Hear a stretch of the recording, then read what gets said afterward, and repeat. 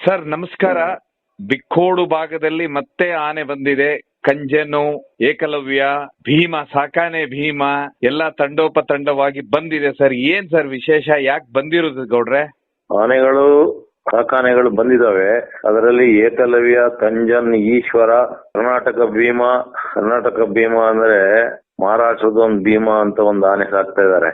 ಹಾಗಾಗಿ ಈ ಆನೆ ಕರ್ನಾಟಕ ಭೀಮ ಅಂತ. ಸುಮಾರು 6 ಆನೆ ಬಂದಿದ್ದಾವೆ. ಆನೆ ಬಂದು ಬಿಕ್ಕೋಡ್ ಹತ್ರ ಕ್ಯಾಂಪಲ್ ಇದೆ. ನಾನು ಹೋಗಿ ಏಕಲವ್ಯನ್ನು ಮಾತಾಡಿಸಿ, ಈ ಏಕಲವ್ಯ 1.5 ವರ್ಷದ ಹಿಂದೆ ಮೂಡಿಗೆರೆ ತಾಲೂಕು ದೇವರೊಂದು ಹತ್ರ ಹೊಸಳ್ಳಿ ಅನ್ನಲ್ಲಿ ಹಿಡಿದಿತ್ತು. ಅದು 1.5 ವರ್ಷದಲ್ಲೇ ಪಳಗಿಸಿ ದಸರಾಕ್ಕೂ ಹೋಗಿ ಬಂದಿತ್ತು. ಹಾಗಾಗಿ ಒಂದ್ ಸ್ವಲ್ಪ ಮಾತಾಡ್ಸೋಣ ಅಂತ ಹೋದೆ. ಏನು ನನ್ನ ಒಂಥರ ಗುರ್ತಿಡ್ದಂಗೆ ನಂಗೆ ಸ್ವಲ್ಪ ಹತ್ರಕ್ಕೆ ಹೋಗಕ್ಕೂ ಹೆದರಿಕೆ ಆಯ್ತು. ಯಾಕೆ ಅದನ್ನ ಹಿಡಿದಾಗ ಅದ್ರ ಪಕ್ಕದಲ್ಲೇ ಎಲ್ಲ ಓಡಾಡಿದ್ದೆ. ಅದು ಬಿದ್ದಾಗ ನನ್ನ ಸೊಂಡ್ಲಲ್ಲಿ ಎಲ್ಲ ನನ್ನ ಮೂಸ್ ನೋಡಿತ್ತು. ಏನೋ ಬಾರಿ ಪರಿಚಯ ಇದ್ದಾರಂಗೆ ಬಾರಿ ಚೆನ್ನಾಗಿ ಮಾತಾಡ್ಸಿ ಹತ್ರಕ್ಕೆಲ್ಲ ಬಂತಪ್ಪ. ಬಂದು ನನ್ನ ತಲೆ ಮೇಲೆಲ್ಲ ಸೊಂಡ್ಲಿಟ್ಟು ಏನೇನೋ ಮಾಡ್ತು.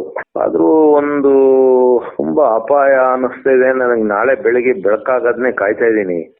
ಯಾಕೆಂದ್ರೆ ಅಲ್ಲಿಂದ ಪಶ್ಚಿಮಕ್ಕೆ ಭೀಮ ಸುಮಾರು ಒಂದು 7ರಿಂದ 8 ಕಿಲೋಮೀಟರ್ ಇಲ್ಲ ಅಷ್ಟು ಏರ್ ಡಿಸ್ಟೆನ್ಸ್ ಅಲ್ಲಿ ಭೀಮ ಇಡೀ ಒಂದು 15-16 ಆನೆಗಳನ್ನ ನಿಲ್ಸ್ಕೊಂಡು ಅದ್ರ ಸುತ್ತ ಕಾವಲು ಕಾಯ್ತಾ ಇದ್ದಾನೆ.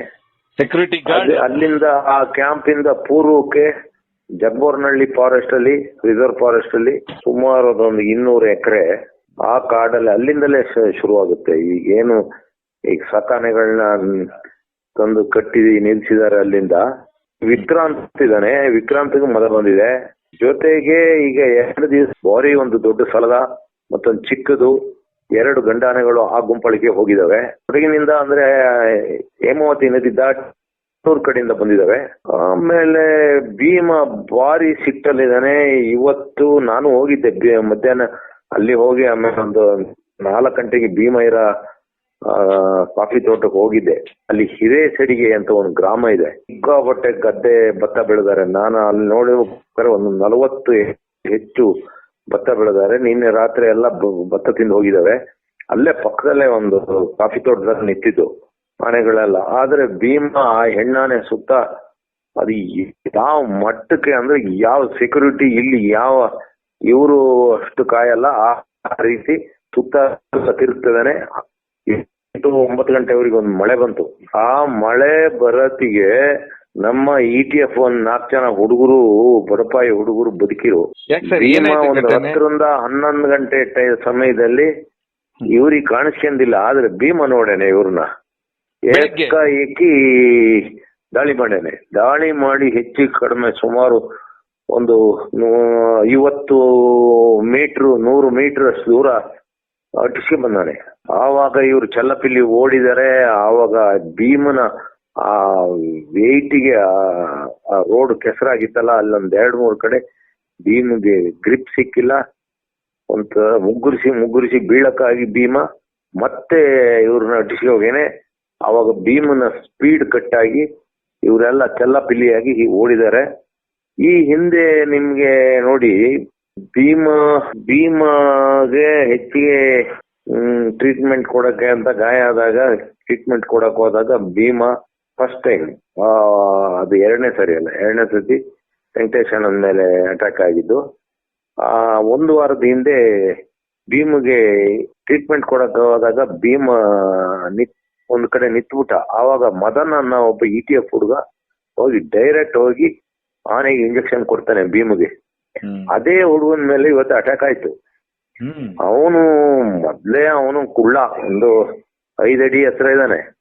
ಆದ್ರೂ ಅವನಿಗೆ ತಪ್ಪಿಸ್ಕೊಳಕ್ ಆಗ್ದಲೆ ಕಾಫಿ ತೋಟದಲ್ಲಿ ಹೋಗಿ ಒಂದು ರೋಬಸ್ಟಾ ತೋಟದಲ್ಲಿ, ರೋಬಸ್ಟಾ ಅಂದ್ರೆ ಅಷ್ಟು ದೊಡ್ಡ ಗಿಡ ಅಲ್ಲ, ಸಾಮಾನ್ಯ ಒಂದು ಮೀಡಿಯಂ ಗಿಡದೊಳಗೆ ನುಗ್ಗಿ ಅವನಿಗೂ ಸೊಂಟಗೂ ಸ್ವಲ್ಪ ಪೆಟ್ಟಾಗಿದೆ, ಬೇರೆ ಹುಡುಗರಿಗೂ ಪೆಟ್ಟಾಗಿದೆ. ಆಮೇಲೆ ನಿರಂತರವಾಗಿ ಸುಮಾರು ಒಂದು 150 ಪಟಾಕಿ ಇವರು ಸಿಡಿಸಿದ್ದಾರೆ. ಆನೆಗಳು ಒಂದ್ ಕಡೆ ಇದ್ಮೇಲೆ ಇವ್ರಿಗೆ ಪಟಾಕಿ ಸಿಡಿಸಿ ಎಲ್ಲಿ ಕಳ್ಸೋಣ ಅಂತ ಮಾಡಿದ್ದಾರೆ. ಪಕ್ಕದಲ್ಲಿ ಏನಾರ ವೆಸ್ಟರ್ನ್ ಘಾಟ ಇಲ್ಲ ಯಾವ್ದಾರ ಈ ನಾಗರಹೊಳೆ, ಬಂಡೀಪುರದ ಹಾಗೆ ಯಾವ್ದಾರ ಕಾಡುಗಳಿದ್ರೆ ಅಲ್ಲಿಗೆ ಓಡ್ಸೋದ್ ಸರಿ.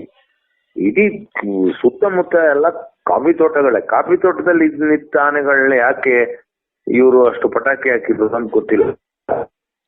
ಮತ್ತೊಂದು ಡೇಂಜರ್ ಅಂದ್ರೆ ಭೀಮ ಏನು ಸಾಕಾಣೆಗಳಿದಾವೆ ಅದ್ರ ಸಮದಲ್ಲೇ ಇದ್ದಾನೆ. ಅದ್ರ ಭೀಮಿಗೆ ಏನು 1 ಗಂಟೆ ದಾರಿ ಅಷ್ಟೇ. ಏನಾಗ್ತದೆ ಅಂತ ನನಗೆ ಹೇಳಕ್ ಆಗ್ತಾ ಇಲ್ಲ. ಆಮೇಲೆ ಭೀಮಿಗೆ ಮದ ಬಂದಿದೆ, ಬೇರೆ ಮದ ಬಂದ ಆನೆಗಳೆಲ್ಲ ಇದೆ. ಇವ್ರು ಯಾಕೆ ಅಲ್ಲಿಗೆ ಕ್ಯಾಂಪಿಗೆ ಆನೆ ತಗೊಂಡು ಹೋಗ್ಬೇಕು? ಆಲೂರು ತಾಲೂಕಲ್ಲಿ ಸುಮಾರು ಕಡೆ ಸಾಕಾಣೆಗಳನ್ನ ಕಟ್ಟ ಅಂತ ಜಾಗಗಳಿದಾವೆ, ಇರ್ಬೋದಿತ್ತು. ಅಲ್ಲಿಂದ ಅಲ್ಲಿಗೆ ಏನು ಭಾರಿ ದೂರ ಏನೋ ಆಗ್ತಿರ್ಲಿಲ್ಲ. ಒಂದು 10 ಕಿಲೋಮೀಟರ್ 15 ಕಿಲೋಮೀಟರ್ ದೂರ ಆನೆಗಳು ತಂದು ಮತ್ತೆ ವಾಪಸ್ ತಗೊಂಡಾಗ ಅಲ್ಲೇ ಕಟ್ಬಹುದು. ಸರ್ ಒಂದು ಪ್ರಶ್ನೆ ಈಗ ಇವರು ಯಾಕೆ ಅಲ್ಲಿ ಭೀಮನ್ನ ಟ್ರ್ಯಾಕ್ ಮಾಡ್ಲಿಕ್ಕೆ ಹೋಗಿದ್ರೆ ಸರ್? ಅಂದ್ರೆ ಸಾಕಾನೆಗಳು ಹಿಡಿಯೋದಕ್ಕೆ ಆನೆಗಳಿಗೆ ಕಾಲರ್ ಐಡಿ ಅಳವಡಿಸೋದಕ್ಕೆ ಟ್ರ್ಯಾಕ್ ಮಾಡೋದಕ್ಕೆ ETF ತಂಡ ಹೋಗಿತ್ತೆ ಸರ್? ಇವರು ಟ್ರ್ಯಾಕ್ ಮಾಡಕ್ ಹೋಗಿರೋದು, ಇವ್ರು ಟ್ರ್ಯಾಕ್ ಮಾಡಿದ್ದಾರೆ. ಜಗಬೋರ್ನಹಳ್ಳಿಗೆ ಹೋಗಿ ಅಲ್ಲಿ ವಿಕ್ರಾಂತ್ ಆನೆ ಇದೆ, ವಿಕ್ರಾಂತನ ಟ್ರ್ಯಾಕ್ ಮಾಡ್ತಾ ಇದಾರೆ. ಅದು ಯಾಕೆ ಏನು ಅಂತ ನನಗೆ ಗೊತ್ತಿಲ್ಲ. ಆದ್ರೆ ಏನ್ ಜಗಬೋರ್ನಹಳ್ಳಿ ಅಂತ ರಿಸರ್ವ್ ಫಾರೆಸ್ಟ್ 200 ಎಕರೆ ಏನಿದೆ, ಅದು ಬೇಲೂರು ತಾಲೂಕು ಬಿಕ್ಕೋಡ್ ಹತ್ರ. ಅಲ್ಲಿ ಬೀಟಮ್ಮ, ಭುವನೇಶ್ವರಿ, ಓಲ್ಡ್ ಬೆಲ್ಟ್, ಏನು ಓಲ್ಡ್ ಬೆಲ್ಟ್ ಅನ್ನ ಹೆಣ್ಣಾನೆ ರೇಡಿಯೋ ಕಾಲರ್ ಬಿದ್ದೋಗಿದೆ. ಅದಕ್ಕೆ ಇನ್ನೊಂದ್ ಸ್ವಲ್ಪ ಬೇರೆ ಆನೆಗಳಿಗೆ ಇವ್ರು ರೇಡಿಯೋ ಕಾಲರ್ ಹಾಕೋದು ಅಂತ ಒಂದ್ ಸುದ್ದಿ. ಆದ್ರೆ ಟ್ರ್ಯಾಕಿಂಗ್ ಮಾಡಕ್ ಹೋಗಿದ್ರು, ವಿಕ್ರಾಂತನ್ನೇ ಇವರು ದೃಷ್ಟಿಯಲ್ಲಿ ಇಟ್ಕೊಂಡು ಹೋಗಿದ್ರು ಅನ್ನೋದು ನನಗ್ ಗೊತ್ತಿಲ್ಲ. ಆದ್ರೆ ಒಂದ್ ವಿಷಯ ಹೇಳ್ತೀನಿ, ಆ ಹೆಣ್ಣಾನೆಗಳಿಗೆ ಏನಾರ ಈಗ ಬಂದಿರೋ ಈ ಆನೆಗಳು, ಹೊಸ ಆನೆಗಳು ಏನಾರ ರೇಡಿಯೋ ಕಾಲರ್ನ ಹಾಕ್ಬೋದು. ಬಿಟ್ರೆ ವಿಕ್ರಾಂತನ್ ಹಿಡಿಯಕ್ಕೆ ಇವ್ರ ಕೈಯಲ್ಲಿ ಸಾಧ್ಯ ಅಲ್ಲ. ವಿಕ್ರಾಂತ್ ಹಿಡಿದ್ರೆ ವಿಕ್ರಾಂತನ ಎದುರಿಗೆ ಈ ಆನೆಗಳು ಯಾವೂ ನಿಲ್ಲಲ್ಲ. ವಿಕ್ರಾಂತ್ ಏನಿಲ್ಲ, ಕಡಿಮೆ ಏನಿಲ್ಲ. ವಿಕ್ರಾಂತ್ ಈಗ ಸಿಕ್ಕಾಪಟ್ಟೆ ಆಗಿದ್ದಾನೆ. ಅವನು ಭೀಮನ ಸಮ ಆಗಿದ್ದಾನೆ. ಹೆಚ್ಚು ಕಡಿಮೆ 5,500 to 6,000 kg ಇದ್ದಾನೆ. ಎತ್ತರನು ಭೀಮನಷ್ಟೇ ಎತ್ತರ. ವಿಕ್ರಾಂತನ ಹೊಡೆತಕ್ಕಿಲ್ಲ ಯಾವ. ಆದ್ರೂ ವಿಕ್ರಾಂತನ ಟ್ರ್ಯಾಕಿಂಗ್ ಮಾಡಿದ್ದಾರೆ.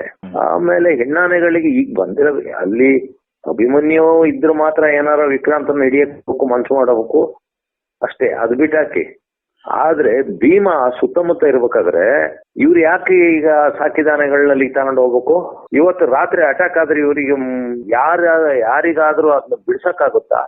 ಅಲ್ಲಿ ಏನಿದೆ ಅಂತ ಬೇಕಲ್ಲ ಇವ್ರಿಗೇನು, ಯಾವ ರೀತಿ ಬಿಡಿಸ್ತಾರೆ ಅನ್ನೋದು ಬೇಕಲ್ಲ. ಈಗ ಅರ್ಜುನ ಸತ್ತೋಗಿ 1 ವರ್ಷ ಆಯ್ತು, ಇವತ್ತಿಗೆ 1 ವರ್ಷ ಆಯ್ತು. ಅಲ್ಲೇನು ಅರ್ಜುನ ಸತ್ತು 1 ವರ್ಷ ಆಯ್ತು. ಇವತ್ತು ರಾತ್ರಿ ಏನಾರ ಬೆಳಕರಿದ್ರೆ ಇಲ್ಲ ನಾಳೆ ಇಲ್ಲ ನಾಡ್ದು ಅದು ಹೇಗೆ ಆ ಭೀಮನ ಸಾಕಿದಾನೆಗಳನ್ನ ರಕ್ಷಣೆ ಮಾಡ್ತಾರೆ ಅಂತ ನನಗೆ ಅರ್ಥ ಆಗ್ತಾ ಇಲ್ಲ. ಇವತ್ತು ನಾನು ಸುಮಾರು 7 ಗಂಟೆವರೆಗೂ ಆ ಹಿರೇಸಡಿಗೆ ಅಂತ ಒಂದು ಗ್ರಾಮದಲ್ಲಿ ಇದ್ದೆ, ಅದು ಬೇಲೂರು ತಾಲೂಕಲ್ಲಿ ಇರೋದು. ಅಲ್ಲಿದ್ದೆ. ಅಲ್ಲಿ ಈಗ ಭೀಮ ಗೀಳಿರೋ ಸೌಂಡ್ ನನಗೆ ಕೇಳಿಸ್ತಾ ಇತ್ತು. ನಾನು ಮತ್ತೆ ಆ ಊರ್ನವರಿಗೆಲ್ಲ ಹೇಳಿ ಬಂದೆ, ಯಾವುದೇ ಕಾರಣದಲ್ಲೂ ಯಾರು ಹೊರಿಕೊಡ್ಬೇಡಿ, ಎಲ್ಲ ಮನೇಲೇ ಇರಿ, ರಸ್ತೆಯಲ್ಲಿ ಬರೋ ಚಾನ್ಸ್ ಇದೆ ಅಂತ. ಯಾಕೆಂದ್ರೆ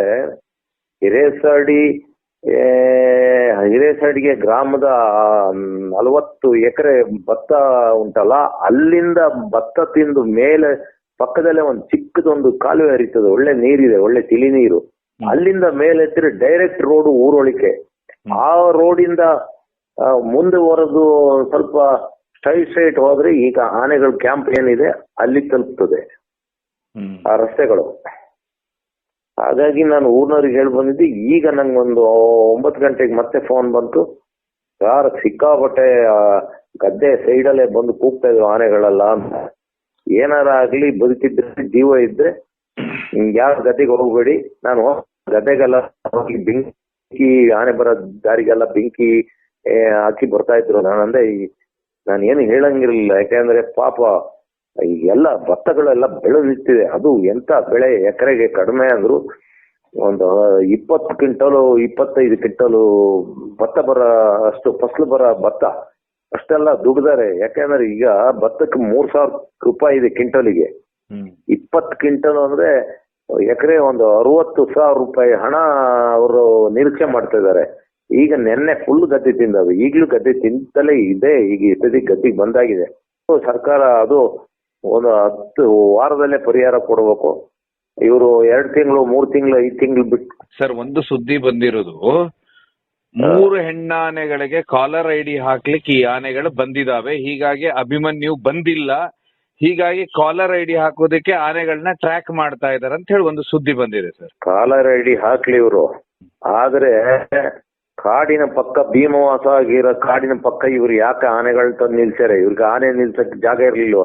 ಹಿಂದಿನ ಸತಿ ಪಾಠ ಇವ್ರು ಕಲ್ತಿಲ್ವಾ? ಅವರಲ್ಲಿ ಮತ್ತವ್ರದ ಹತ್ರ ಆನೆ ರಾತ್ರಿ ನಾನು ನೆನ್ನೆನೂ ಈಗ ಒಂದು ವಾರದಿಂದ ಏನೋ ನೋಡಿ ಬಂದೆ, ಆ ಗೇಟ್ ಫಾರೆಸ್ಟ್ ಡಿಪಾರ್ಟ್ಮೆಂಟ್ ರಿಪೇರಿನೇ ಮಾಡಿಲ್ಲ. ಗೇಟ್ ನ ಭೀಮ ಮುರಿದು ಬಿಸಾಕಿದ್ದು ಅದು ಹಾಗೆ ಬಿದ್ದಿದೆ.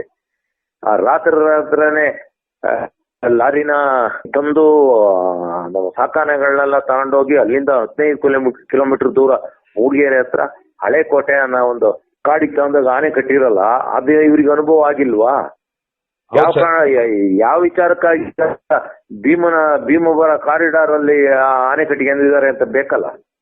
ಯಾರನ್ನ ಬಲಿ ಕೊಡೋಣ ಅಂತ ಮಾಡ್ಯಾರಿ? ಒಂದ್ ಆನೆ ಬಲಿ ಕೊಟ್ಟಾಯ್ತು, ಅದು 1 ವರ್ಷ ಆಯ್ತು, ಕರೆಕ್ಟ್ 1 ವರ್ಷ ಆಯ್ತು. ಸರಿ, ಇವತ್ ರಾತ್ರಿ ಬಂದು ದಾಳಿ ಮಾಡಿದ್ರೆ ಭೀಮನ ದಾಳಿನ ನಿಲ್ಸಕ್ ಆಗುತ್ತೆ ಯಾರ ಕೈಯಲ್ಲಾರ? ಟೆಂಟ್ ಹಾಕ್ಯಂದು ಆನೆ ಪಕ್ಕನೆ ಮಲಗಿದ್ದಾರೆ, ಅವ್ರವ್ರು ಸಾಕಿದ ಆನೆ ಪಕ್ಕನೆ ಅವ್ರವ್ರು ಮಲ್ಕೊಂಡಿದ್ದಾರೆ. ಇವ್ರಿಗೆ ಅಷ್ಟ ಅರ್ಥ ಆಗೋದಿಲ್ವಾ?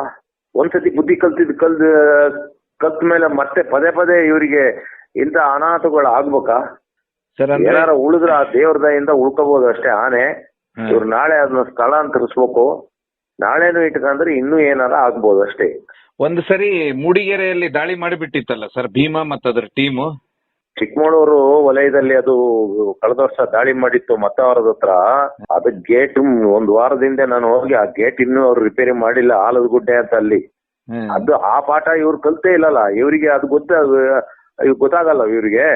ಅಷ್ಟೇ ಅಲ್ಲ, ಅದನ್ನ ಬಲಿ ಕೊಟ್ಟು ಇವರು 1 ವರ್ಷ ಆಯ್ತು. ಮತ್ತೆ ಯಾವ ಆನೆ ಬಲಿ ಕೊಡಕ್ಕೆ ಅಂತ ಇತ್ತದ ಆನೆಗಳು ನಿಲ್ಸ್ಕೊಂಡಾರೆ ಅಲ್ಲಿಗೆ? ಹೊಸ ಆನೆ ಏನಾದ್ರು ಬಂದಿದ್ದೇನೆ ಸರ್? ಗಣೇಶ ಅಂತ ಏನಾದ್ರು ಬಂದಿದ್ದಾನೆ ಆನೆ? ಈಶ್ವರ ಬಂದಾನೆ ಅಷ್ಟೇ. ಈಶ್ವರ ಒಂದ್ ಆನೆ, ಮತ್ತಿನ್ನೆಲ್ಲ ಹಳೆ ಆನೆಗಳೇ, ಒಟ್ಟಿಗೆ 6 ಆನೆಗಳು ಬಂದಿದಾವೆ.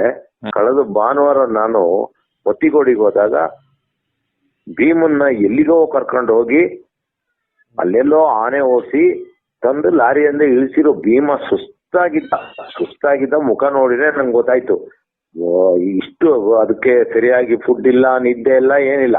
ಅದಕ್ಕೆ ರೆಸ್ಟೇ ಕೊಟ್ಟಿಲ್ಲ, ಮತ್ ಕರ್ಕ ಬಂದಾರ ಇಲ್ಲಿಗೆ. ನಾನು ಇವತ್ತೋಗಿ ಭೀಮ್ ಸೊಂಡ್ಲು ಎತ್ತಲಿಲ್ಲ, ಏನೂ ಇಲ್ಲ, ಸುಮ್ಮನೆ ನಿಂತಾನೆ. ಹಾಗಾದ್ರೆ ಅವಕ್ಕೇನು ಒಂದು ರೆಸ್ಟ್ ಬೇಡವಾ? ಮೊನ್ನೆ ಎಲ್ಲ ಮಂಡ್ಯ ಸೈಡ ಎಲ್ಲಿಗ ಕರ್ಕೊಂಡು ಹೋಗಿ 1 ವಾರ ಅದನ್ನ ಗೋಳಾಡ್ಸ್ಯಾರೆ ಆ ಆನೆ.